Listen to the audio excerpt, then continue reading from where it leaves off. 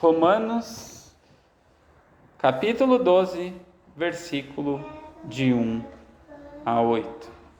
Diz assim a palavra de Deus: Rogo-vos, pois, irmãos, pela compaixão de Deus, que apresentei os vossos corpos em sacrifício vivo, santo e agradável a Deus, que é o vosso culto racional. E não sejais conformados com este mundo, mas sedes transformados pela renovação do vosso entendimento, para que experimenteis qual seja a boa, agradável e perfeita vontade de Deus. Porque pela graça que é dada, digo a cada um dentre vós, que não penseis de si mesmo além do que convém. Antes pense com moderação, conforme a medida da fé que Deus repartiu a cada um. Porque assim como em um corpo temos muitos membros, e nem todos os membros têm a mesma operação, assim nós, que somos muitos, somos um só corpo em Cristo, mas individualmente somos membros uns dos outros, de modo que, tendo diferentes dons, segundo a graça que nos é dada, se é profecia, seja ela segundo a medida da fé; se é ministério, seja em ministrar; se é ensinar, haja dedicação ao ensino; ou o que exorta, use esse dom em exortar; o que reparte, faça-o com liberalidade; o que preside, com cuidado; o que exercita misericórdia, com alegria. Vamos mais uma vez em oração, nosso Deus.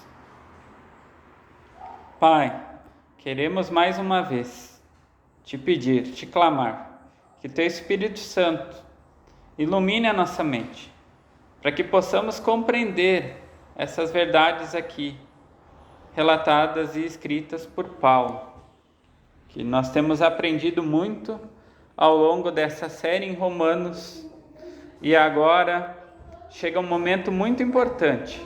Depois de aprendermos tantas doutrinas, agora nós teremos o privilégio de ver a importância da prática, de tudo aquilo que nós temos visto ao longo desses 11 capítulos que nós estudamos anteriormente.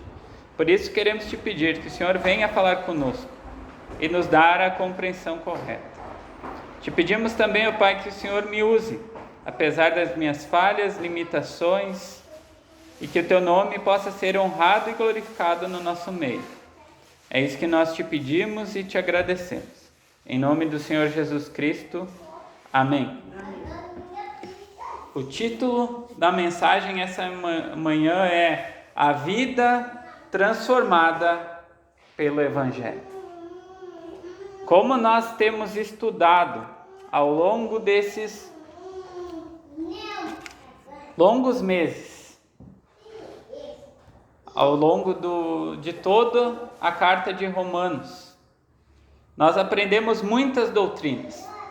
Nós aprendemos acerca do pecado, nós aprendemos acerca da justificação pela fé, nós aprendemos também acerca da eleição. Nós acabamos com um tabu muito grande que há no meio evangélico, a questão que eles tentam separar judeus e gentios.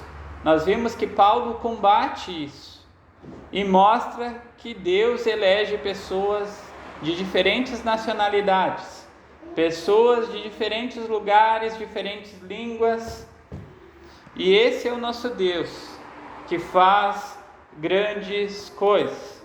Nós vimos também a partir da eleição que a eleição é algo que declara a misericórdia de Deus, porque logo no início de Romanos nós vemos que todos pecaram e estão destituídos da glória de Deus. Então todos mereciam um inferno, mereciam a condenação. Mas Deus, pelo seu grande e imenso amor, Ele salva, ele escolhe pessoas. E nós vamos ver agora um problema que também há no nosso meio, que Paulo aqui ele vai fazer uma transição. Ele trouxe vários ensinamentos, ele trouxe muita doutrina para a base da igreja, mas nós vemos que agora ele vai partir para a parte prática, para colocar em prática tudo aquilo que nós vimos ao longo desses 11 capítulos. Nós vimos o centro do Evangelho, que é a justificação pela fé, mas como é colocado isso em prática? E é isso que nós iremos ver essa manhã, porque o Evangelho, ele transforma a vida da pessoa. A pessoa que teve um encontro com Cristo, é impossível ela continuar da mesma forma. Vai haver mudança. A doutrina e a prática, elas nunca devem ser separadas, porque a primeira é a base da segunda.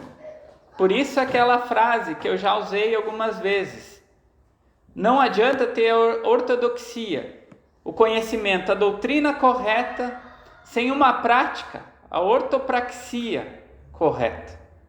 Nós precisamos viver aquilo que nós cremos, por mais que seja difícil, porque o Espírito, ele vai nos capacitar para vivermos essas verdades que nós aprendemos. Porque como nós vimos também acerca da santificação, ela é de forma progressiva, ela vai trabalhar.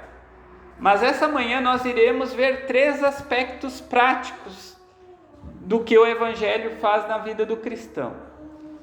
O primeiro é a consagração, o segundo aspecto é a humildade e o terceiro é o serviço cristão.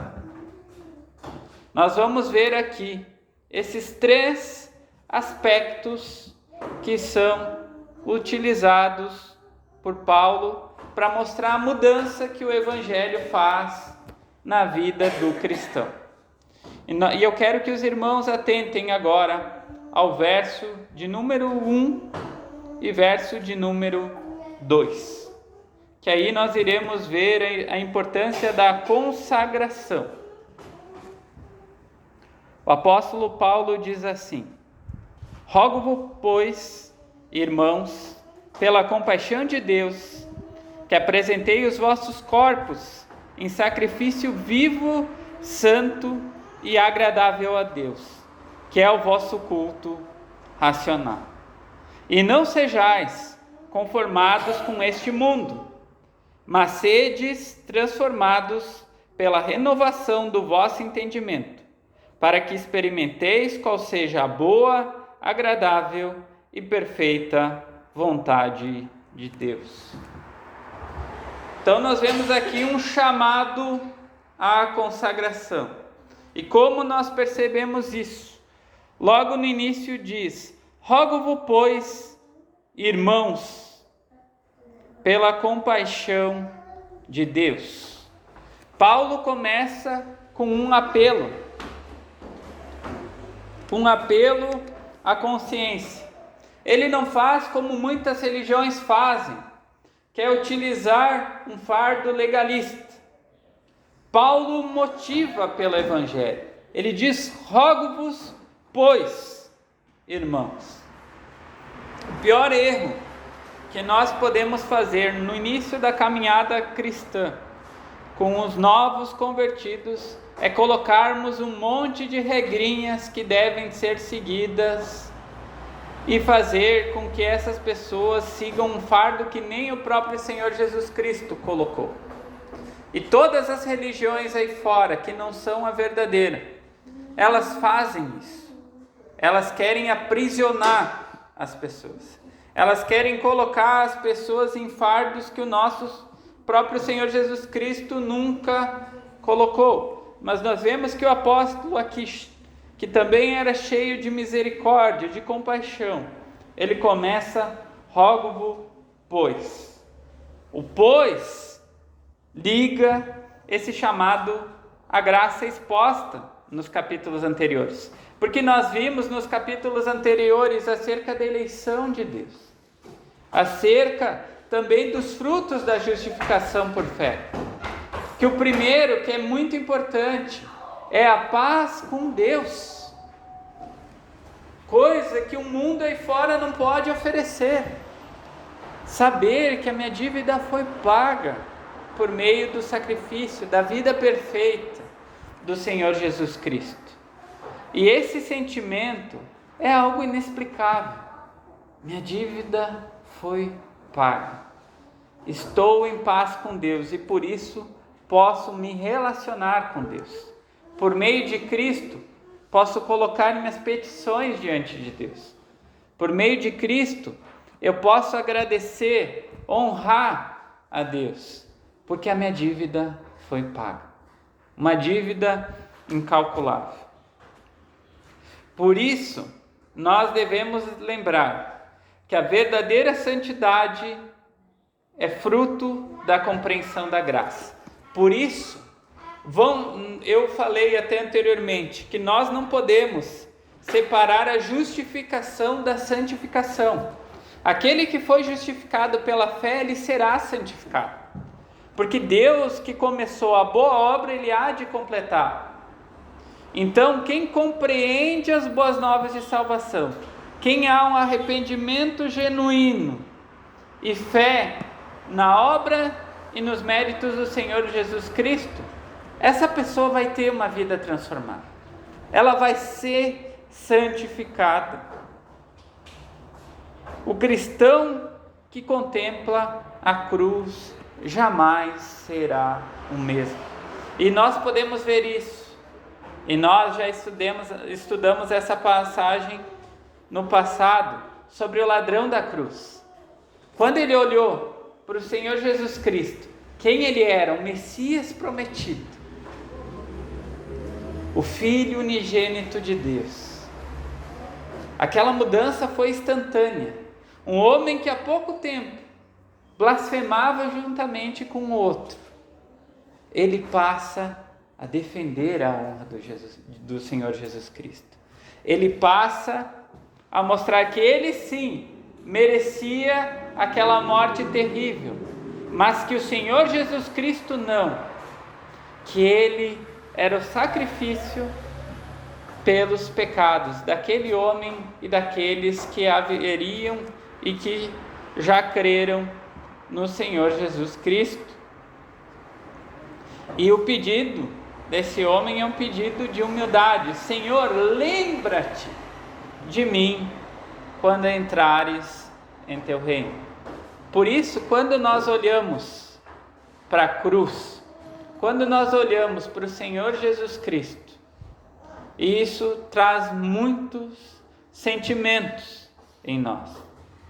Primeiro, gratidão. Nós somos gratos porque nós não merecíamos. Nós merecíamos o inferno, mas Ele nos amou e se entregou no nosso lugar. O segundo, há uma tristeza também, porque quando nós olhamos e pensamos na nossa multidão de pecados colocados sobre Ele, naquela cruz, isso nos traz um sentimento de tristeza e vergonha, porque Ele pagou pelo meu pecado. E isso é algo que deve nos fazer também ter um sentimento de temor, de respeito, porque Ele veio para se entregar. Nós vimos que a morte do Senhor Jesus Cristo não foi um acidente. Ele veio para cumprir isso. Ele veio para morrer no lugar de pecadores. Então, quem olha para a cruz, quem é alcançado pelas boas novas de salvação, tem o Espírito, tem o seu coração transpassado pelo Espírito de Deus e se arrepende e crê nas boas novas de salvação, essa pessoa não é mais a mesma. É por isso que aí nós começamos a ver quando há apenas emoção e quando há uma verdadeira conversão. A pessoa jamais será a mesma. E nós vamos ver alguns aspectos disso. O versículo de número 1 diz: apresentei os vossos corpos em sacrifício vivo. Por que eu falei sobre a questão da consagração? Aqui há um chamado a um serviço integral.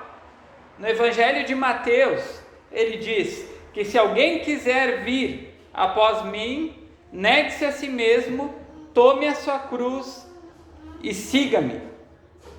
Portanto, um coração rendido a Deus resulta em uma vida santa. Isso nós temos que ter em mente. Quem tem o coração rendido diante de Deus, foi justificado pela fé no Senhor Jesus Cristo, ele vai ser santificado.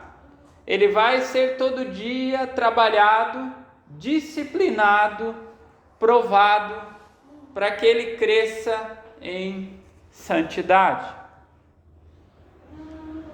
Diz também aqui no verso de número 2: e não sejais conformados com esse mundo. A santificação envolve rejeição ao sistema do mundo. Eu gostaria que todos abrissem em 1 João, capítulo 2, versículos 15 ao versículo de número 17. 1 João, capítulo 2, versículos 15 ao versículo de número 17. Diz assim a palavra de Deus: não ameis o mundo, nem o que no mundo há. Se alguém ama o mundo, o amor do Pai não está nele. Porque tudo que há no mundo, a concupiscência da carne, a concupiscência dos olhos e a soberba da vida, não é do Pai, mas do mundo. E o mundo passa, e a sua concupiscência, mas aquele que faz a vontade de Deus permanece para sempre. O amor ao mundo nos leva à perdição. Por isso que nós vimos que Paulo, ele desconstrói a questão do cristão carnal. É impossível alguém que foi alcançado pelo Evangelho da graça redentora andar na prática do pecado, uma vida em pecado. Obviamente nós sabemos que nós pecamos, que nós falhamos. Todos os dias nós temos que pedir perdão a Deus. Mas o pecado é para ser um acidente na vida do cristão. Agora, quando o cristão vive na prática do pecado, com certeza ele não teve o coração transformado. Com certeza ele não nasceu de novo. Porque o cristão mundano é uma contradição. Tanto que nós não devemos botar adjetivos. Quem é cristão, é um seguidor de Jesus. Cristão mundano é algo totalmente contraditório. Cristão carnal de forma igual. Não existe. É mito, é lenda. Se é cristão mundano, não é cristão. Então nós precisamos lembrar disso. Voltando para o nosso texto, também nos diz: mas sedes transformados pela renovação do vosso entendimento. Aqui fala que a santificação não é apenas algo externo, mas que é algo interno, é algo que é operado pelo Espírito através da palavra de Deus. Não precisam abrir, mas João 17 diz: santifica-os na verdade, a tua palavra é a verdade. Por isso a importância em lermos, em meditarmos na palavra de Deus, porque é por meio dela que Deus instrui o seu povo. Obviamente, como nós vamos ver mais para frente, há pessoas que Deus capacita com dons para fazer isso, mas todo cristão é chamado diariamente a ter uma vida de comunhão com Deus e meditar na sua palavra, orar, pedir a iluminação do Espírito. Por isso, vendo esses aspectos, tem algumas questões que nós devemos refletir. A primeira, em que áreas sua mentalidade ainda reflete os padrões desse mundo? Talvez em suas prioridades, no consumo de entretenimento, que hoje nós somos bombardeados por meio de redes sociais, canais de televisão, canais de streaming, nos valores que nós passamos para a nossa família, ainda nós somos muito apegados a valores que foram passados por gerações na nossa família, em vez de guiarmos a nossa família por aquilo que a palavra de Deus diz. Aqui que nós vivemos numa cidade onde a cultura italiana é muito forte, ainda nós somos apegados a valores que nós somos ensinados, ou nós somos guiados por aquilo que a palavra de Deus diz. Como tem sido a sua busca pela renovação da mente? Você se alimenta mais das Escrituras ou das influências seculares, daquilo que o mundo tem para me oferecer? Eu quero me parecer como alguém bem-sucedido ao mundo, e por isso me dedico a ser o profissional que toda a empresa quer, ser o melhor estudante. Obviamente que não estou falando que estudar, nos dedicarmos a essas coisas não seja importante, tudo nós vamos ver, nós devemos fazer para honrar e glorificar a Deus, mas onde está o nosso coração? Onde está a nossa mente? E isso todos nós devemos avaliar, porque em certa medida todos nós temos dificuldades quando pensamos acerca disso. Mas nós vemos que o apóstolo Paulo, ele prossegue, e agora dos versos 3 ao verso 5 há um chamado à humildade. E isso é muito importante nos nossos dias. E nós veremos o porquê.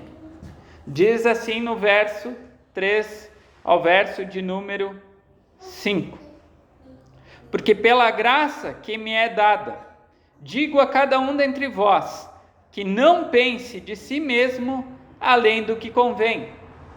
Antes pense com moderação, conforme a medida da fé que Deus repartiu a cada um.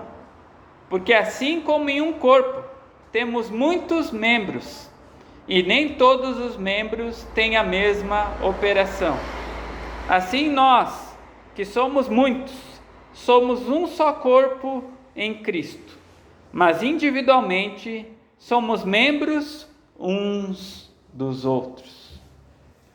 Nós vemos aqui que Paulo começa exortando, em primeiro lugar, nós não termos um conceito elevado demais de nós. Por que isso é tão importante? Porque o orgulho, ele destrói a unidade da igreja. A pior coisa que uma igreja pode ter é um líder ter membros, qualquer pessoa orgulhosa. Porque o orgulho precede a queda. Deus, a palavra de Deus diz também que Deus resiste aos orgulhosos, mas concede graça aos humildes. Filipenses, capítulo 2, versículo 3. Peço que todos abram. Filipenses, capítulo 2, versículo 3. Diz assim a palavra de Deus: nada façais por contenda ou por vanglória, mas por humildade. Cada um considere os outros superiores a si mesmo. Esse texto realmente ele nos confronta. Mas é assim que nós devemos refletir. Nada nos afasta mais de Cristo do que um coração orgulhoso. Essa frase é de John Flavel. Nada nos afasta mais de Cristo do que um coração orgulhoso. Por isso nós precisamos cuidar muito. Por isso que o verso 3, ele fala que nós devemos pensar com moderação. Diz aqui, para nós pensarmos, pense com moderação. A fé, ela é medida pelo padrão de Deus. Ela não é medida pelo orgulho humano. Nós vemos hoje muitas pessoas, principalmente as redes sociais, nós vemos que lá é um aspecto onde realmente flui o orgulho. Onde os líderes, nós vemos debates, onde as pessoas se atacam, se ofendem, onde orgulhos são feridos, onde eu quero mostrar que eu tenho um conhecimento muito mais elevado que a outra pessoa. Mas isso infelizmente acontece nas igrejas também. Então nós precisamos cuidar com isso. Porque como eu falei, o orgulho precede a queda. Mas Deus concede graça a quem é humilde. Aqui no verso 4 também nos diz que como um corpo temos muitos membros, e nem todos os membros têm a mesma cooperação. Como membros do corpo de Cristo, nós dependemos uns dos outros. Um corpo não funciona de forma perfeita sem o pé, sem um ligamento, sem um dedo, sem um olho. Cada pessoa, cada cristão genuíno é importante para o reino de Deus. E nós não devemos desvalorizar as pessoas. Pelo contrário, nós devemos fazer como Paulo está fazendo ao motivar a igreja de Roma, mostrar a importância que cada pessoa tem no reino de Deus. Que cada pessoa possa ser útil, possa ser usada, possa ser luz e sal nesse mundo caído.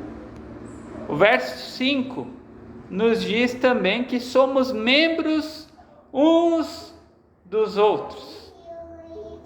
A unidade na diversidade é essencial para a igreja.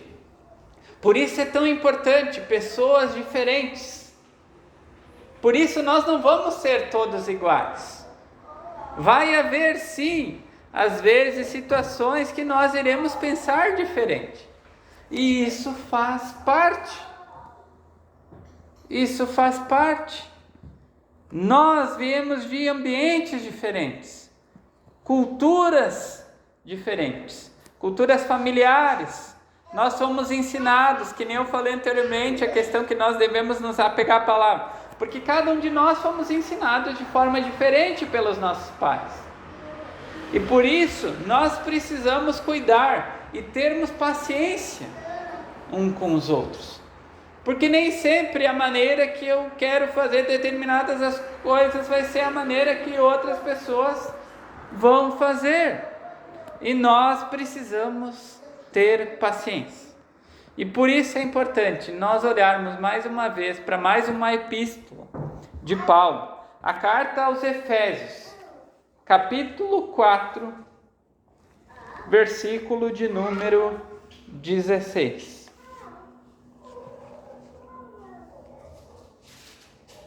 Efésios 4,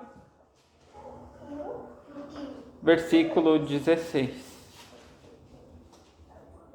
Diz assim a palavra de Deus. Efésios capítulo 4, versículo 16. Do qual todo o corpo, bem ajustado e ligado pelo auxílio de todas as juntas, segundo a justa operação de cada parte, faz o aumento do corpo para a sua edificação em amor. Isso é muito importante. Nós devemos andar alinhados, buscando a edificação da igreja, do corpo de Cristo, em mesmo amor. O amor é o que nos une. O amor demonstrado na cruz. O amor de Cristo. Porque só quem ama é quem compreendeu o amor de Deus. Nós vemos aí fora muitos sentimentos, aquelas paixões, um amor que é mais sentimento do que respeito, do que a profundidade que é o amor de Deus. Mas nós devemos nos espelhar no amor de Deus, que se entregou o próprio Filho, o Filho unigênito, para ser morto naquela cruz. Mas ele não morreu, ele ressuscitou. E é por isso que nós temos esperança. É por isso que nós temos esse evangelho grandioso, que nós como igreja devemos nos unir e proclamar em cada canto desse mundo. Por isso, nós também devemos refletir acerca da humildade. Eu estou disposto a servir ou desejo ser servido? Porque infelizmente, boa parte das pessoas elas querem o privilégio do evangelho, sem o compromisso do serviço. Muitas pessoas querem desfrutar, querem apenas ir para o céu com medo do inferno, mas eles não entendem que o evangelho é muito mais profundo do que isso. Que não é, Cristo não morreu apenas para pagar a nossa dívida, porque isso não garantiria um lugar ao céu. É por isso que ele teve que viver de forma perfeita, em obediência total, até a sua morte de cruz, e ressuscitar, para que nós, pelos seus méritos, tivéssemos lugar no céu.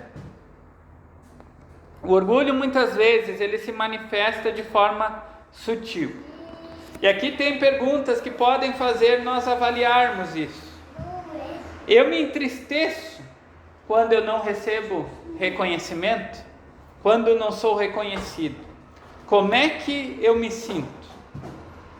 Eu fico ressentido quando outros são exaltados, quando outras pessoas são exaltadas. Se a igreja é um corpo e você é membro, você tem servido ou apenas assistido? São perguntas importantes que nós devemos refletir, porque isso mostra onde também está o nosso coração. Porque como eu falei anteriormente, no início do nosso culto, nós não estamos aqui para proclamar placa de igreja, instituição religiosa, pastor, líder. Nós estamos aqui para proclamar o nome do Senhor Jesus Cristo. É o nome dele que tem que ser exaltado acima de todos. É para ele que nós apontamos, porque ele é o caminho, ele é a verdade, ele é a vida. É por meio dele que pecadores são salvos. Mas nós vemos, infelizmente, hoje pessoas se colocando como se fossem mediadores. Mas só há um mediador, do Senhor Jesus Cristo. Mas agora nós vamos a algo que é muito importante, que ainda nós não tivemos privilégio aqui em nossa igreja estudar, mas agora nós iremos dar uma pincelada. Dos versículos 6 ao versículo 8, agora há um chamado ao serviço cristão. E nós vamos ver que agora terão alguns dons que Deus capacita a sua igreja. E Paulo vai os descrever aqui. Versículos de número 6 ao versículo de número 8. De modo que, tendo diferentes dons, segundo a graça de Deus que nos é dada, se é profecia, seja ela segundo a medida da fé. Se é ministério, seja em ministrar. Se é ensinar, haja dedicação ao ensino. Ou o que exorta, use esse dom em exortar. O que reparte, faça com liberalidade. O que preside, com cuidado. O que exercita misericórdia, com alegria. Deus concede dons espirituais para edificação do corpo. E aqui nós precisamos lembrar algo importante, porque hoje isso é muito terrível o que tem acontecido no meio evangélico dos nossos dias. Os dons são dados não para exaltação pessoal, mas os dons são dados para benefício da igreja. Os dons têm finalidade de servir a igreja, para a edificação da igreja. Os dons de Deus não são para exibição, mas são para edificação.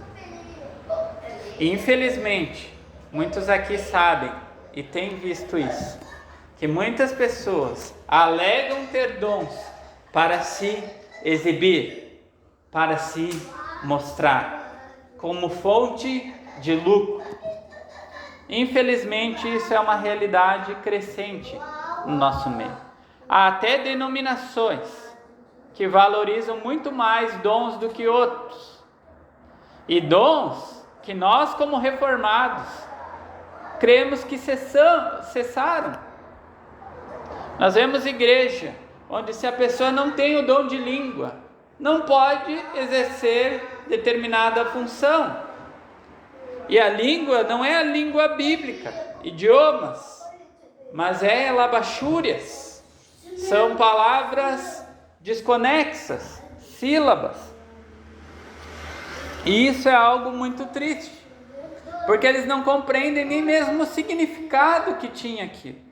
E nós aprendemos, nós vimos isso, que o evangelho serviu também para causar ciúme aos judeus. Então o propósito de línguas era específico também para os judeus.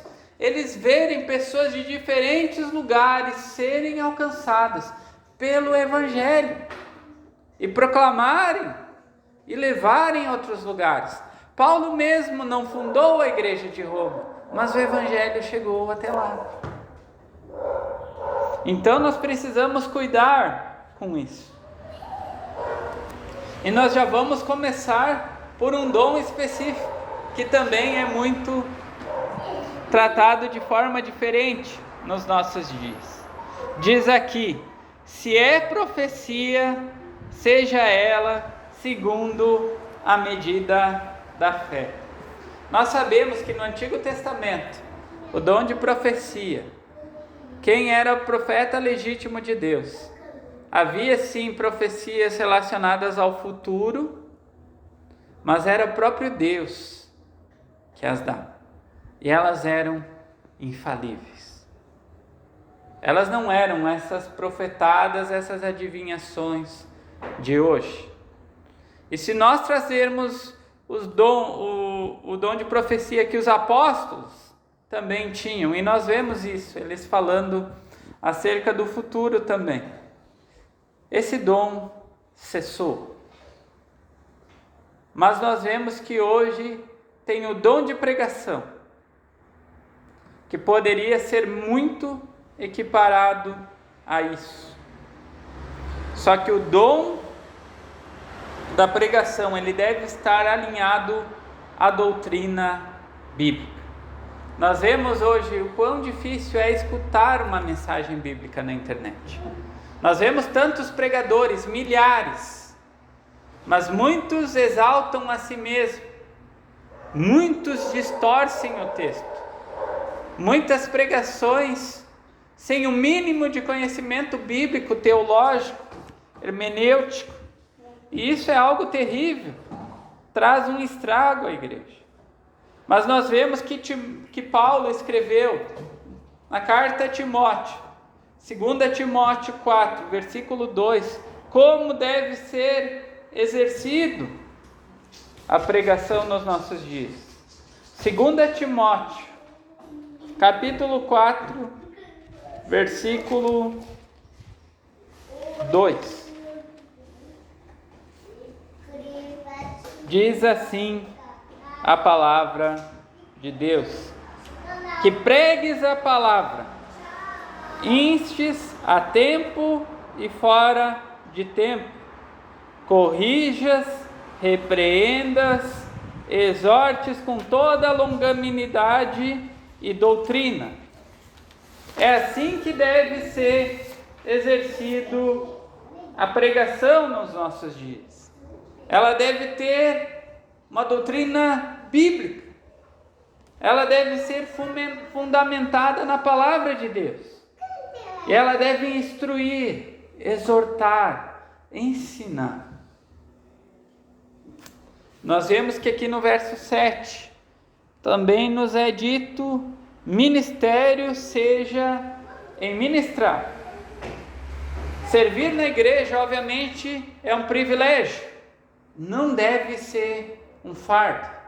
Nós vamos ver que dentro de uma igreja há diferentes funções e necessidades que devem ser absorvidas por todos os membros. Todo membro é chamado a ser um cristão ativo, a servir a Deus.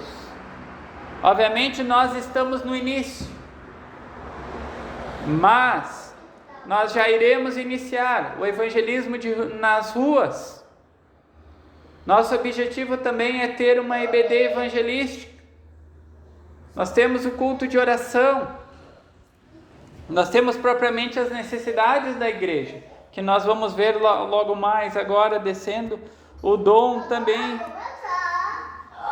que é relacionado à questão de contribuição. Então nós precisamos entender que cada ministério dentro de uma igreja é importante, mas que ele não deve ser um peso, mas nós devemos olhar que servir a Deus é um privilégio, que poder servir a Deus é algo maravilhoso. Nós vemos aqui também que ele continua e diz: se ensinar, haja dedicação ao ensino.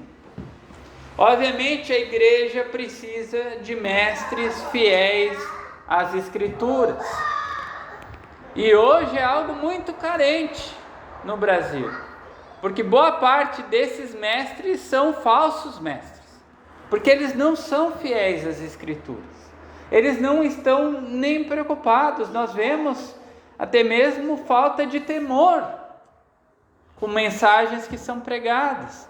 Quantos de nós aqui não presenciamos isso? Tinha pessoas às vezes que eu olhava no passado e eu dizia: meu Deus, que o Senhor toque nesses líderes para que eles tirem essa pessoa daí, porque ela não sabe o que ela está fazendo, as consequências que é ela estar na frente pregando a palavra de Deus sem temor, sem consciência nenhuma, porque Tiago nos faz um alerta. Tiago, capítulo 3, versículo 1 diz: meus irmãos, não sejais muito de vós mestres, sabendo que receberemos mais duro juízo. Quem prega, quem ensina a palavra de Deus vai ser muito mais cobrado. Ai de mim se eu pregar alguma heresia, erros nesse púlpito, eu serei cobrado por Deus. E nós vemos que infelizmente as pessoas não têm mais zelo, mais cuidado quando vão preparar as mensagens. Eles não têm aquele temor, aquele zelo santo que nós devemos ter.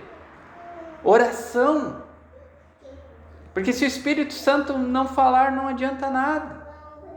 Não adianta eu me preparar, ter bons comentários bíblicos e tantas outras coisas. Eu preciso ter uma comunhão diária com Deus. Então isso é algo sério e muitas pessoas não levam em conta.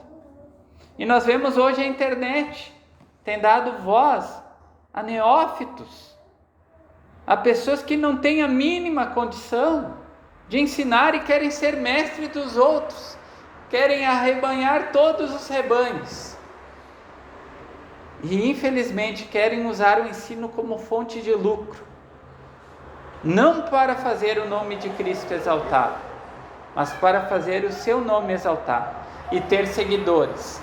E quando essas pessoas adquirem determinado número de seguidores, eles começam a amenizar, porque senão eles vão perder seguidores. Então eles começam a omitir a verdade. Então eles têm que agradar os diferentes públicos que eles alcançaram.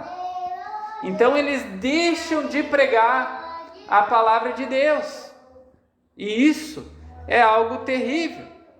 Então nós precisamos cuidar. Quem almeja o ensino realmente é algo bom, mas precisa ter um cuidado muito grande. Também nós vemos que continua aqui a lista de dons. Versículo 8 diz o seguinte: o que exorta, use esse dom em exortar. O encorajamento ele é essencial para fortalecer os irmãos. Só que infelizmente tem pessoas que acham que o dom de exortação é simplesmente eu ser o crítico e ir lá e detonar as pessoas, falar as verdades sem amor, sem buscar a conciliação, a reconciliação, mas eu destruir aquela pessoa por meio da exortação. São aquelas pessoas rudes. Não, mas eu tenho o dom de exortação. E vai lá e detona a pessoa.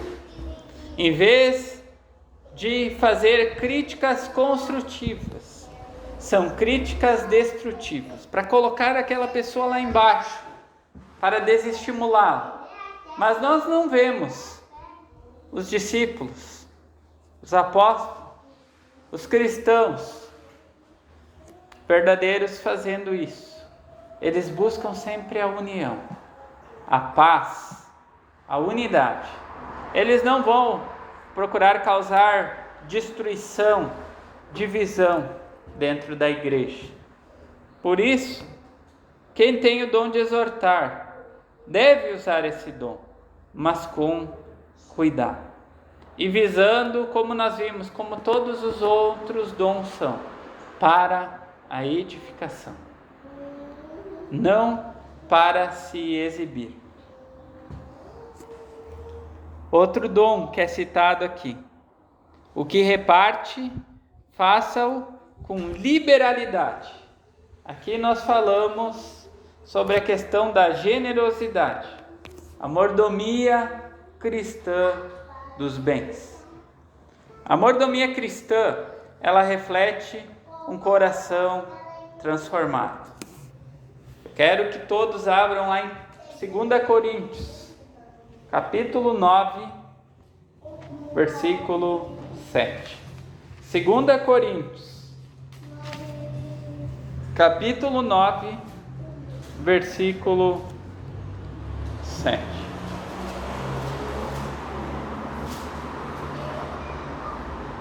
Diz assim a palavra de Deus: cada um contribua segundo propôs no seu coração, não com tristeza ou por necessidade, porque Deus ama ao que dá com alegria. Porque Deus ama ao que dá alegria. É por isso, meus irmãos, que nós, como batistas reformados, nós não temos aquela obrigatoriedade do dízimo, porque nós entendemos isso, que está ligado à lei de Israel como nação. Nós temos oferta voluntária, conforme Deus coloca no coração das pessoas. Nós não iremos obrigar, tanto que nós não colocamos cartão com nome, porque a pessoa que dá, ela tem que dar para Deus. Nós não precisamos saber quem está dando ou quem não está dando. Deus sabe, Deus conhece o coração. Nós vemos aqui no versículo 8, que diz também: o que preside com cuidado. Aqui há um chamado muito importante para quem está à frente das igrejas: pastores, presbíteros, diáconos. A liderança, ela deve ser exercida com zelo e temor de Deus. Não deve ser algo opressivo. As pessoas que estão à frente não devem se achar o dono da verdade e ser alguém ditatorial. A pessoa, ela deve ser mansa, ela deve ter sabedoria, ela deve ter paciência para instruir, porque a pior coisa é nós colocarmos alguém que é um ditador à frente da igreja de Cristo, porque Cristo é o cabeça. A pessoa que está à frente, ela é chamada a servir, ela é chamada a servir aos outros. É para isso que Deus chama ministros, levanta pastores, para apacentar o povo de Deus. A ideia não é ser alguém que busca o poder, mas é alguém que, como nós vimos, humilde. Nós vemos também, e esse dom muitas vezes não é valorizado, mas ele é muito importante: o que exercita misericórdia com alegria. O dom de misericórdia. Nós não vemos nenhuma igreja falando desse dom, mas ele é um dom tão importante no nosso meio. Ainda mais nos dias que nós vivemos, que fala aqui o auxílio aos necessitados. E aqui não está necessariamente ligado apenas à questão financeira, porque nós vemos igrejas se comportando como ONGs, mas não é isso que está falando. São pessoas às vezes que estão necessitadas espiritualmente, pessoas que necessitam uma palavra, pessoas que necessitam às vezes um abraço, um incentivo a continuarem firmes quando estão passando por momentos difíceis. Há muitas formas de nós exercermos misericórdia. Quando nós nos colocamos no lugar das outras pessoas e nós choramos com elas, nós oramos por elas. Obviamente que Tiago também fala sobre a questão da visitação de órfãos e viúvas, que eles levantaram pessoas para fazer isso. Mas não é apenas isso. Nós somos chamados a incentivarmos uns aos outros. Obviamente vão ter pessoas que vão ter esse dom e vão exercer de forma melhor, que vão ser um suporte, um auxílio, vão ser muito usadas por Deus para encorajamento na igreja. E nós devemos valorizar isso. Isso é muito importante também. Tanto aquela que exorta, mas aquela que exerce misericórdia. E olhando essa lista de dons, nós devemos refletir. Você conhece seus dons espirituais? Se não, já buscou identificar onde Deus quer usá-lo? Porque Deus quer e irá usar cada um de nós. Os verdadeiros cristãos vão ser usados por Deus. E se você já conhece os seus dons, você está usando os seus dons para glorificar a Deus ou para se autopromover? Porque tudo o que nós temos deve ser usado para glorificar a Deus, não para autopromoção. O serviço que nós fazemos ao Senhor, ele é feito com alegria ou por obrigação? Porque infelizmente muitas vezes nós servimos, mas com murmuração e reclamação. E nós devemos fugir disso. Infelizmente muitos de nós, eu muitas vezes fiz isso, e nós não devemos agir assim. Portanto, com tudo isso que nós vimos de Romanos, ele nos ensina que a vida cristã, a pessoa que foi alcançada pelo Evangelho, ela deve ter uma vida de consagração, ela deve ter uma vida de humildade, e ela deve ter uma vida de serviço. Ela deve servir a Deus com seus dons, com seus talentos, com aquilo que Deus dá. E nós vemos e aprendemos isso conforme nós estudamos escritos antigos, como os puritanos. Eles dão uma ênfase muito grande na piedade prática. Eles nos lembram que a fé genuína se manifesta na vida cotidiana. Os dons não são necessariamente somente para usar no domingo na igreja. Os dons são para ser usados diariamente.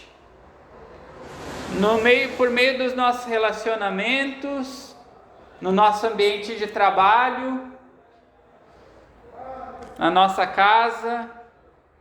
Nós sabemos que é difícil, é muito mais fácil no domingo, o dia do Senhor, nós estarmos aqui, e daí nós temos essa vontade de servir. Durante a semana nós estamos cansados, cheios de afazeres, mas nós devemos nos lembrar que nós somos chamados a viver de forma integral, um serviço integral a Deus, seja no nosso lar, no nosso trabalho, nos nossos relacionamentos.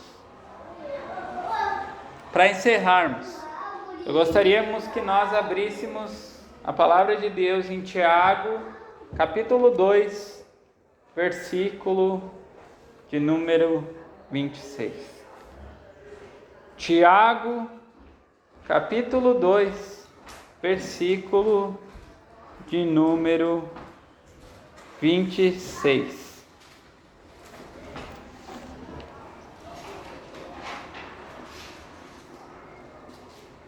Diz assim a palavra de Deus: porque assim como o corpo sem o espírito está morto, assim também a fé sem obras é morta. Portanto, como eu já falei anteriormente, nós não podemos separar justificação pela fé de santificação. Aquele que foi alcançado pelo Evangelho, ele vai servir, ele vai produzir bons frutos, ele vai ser usado por Deus, porque Deus o salvou. Não existe apenas nós termos uma boa teologia, se essa teologia não nos levar à piedade, à prática. Por isso nós podemos avaliar até mesmo pregadores que são escutados e muito na internet. Essa pessoa demonstra o fruto do Espírito? Essa pessoa ela é humilde? Essa pessoa ela procura edificar ou se autopromover? Ela exalta o nome de Cristo ou está preocupada em fazer o seu nome conhecido? Por isso, muito melhor do que gastarmos muito tempo escutando pregadores, teólogos na internet, nós devemos nos debruçar com a palavra de Deus, porque ela é inerrante, ela é fiel. Também boa literatura, porque a internet, infelizmente, hoje ela tem feito muito estrago nos nossos dias. E com tudo isso, que possamos aplicar esse texto na nossa vida, que possamos avaliar o que tem norteado a minha vida, o que eu invisto mais tempo. Eu sei aquilo que Deus tem para mim relacionado aos dons. Eu consigo compreender hoje onde Deus quer me usar, que eu possa buscar Ele em oração, porque com certeza Deus capacita a igreja.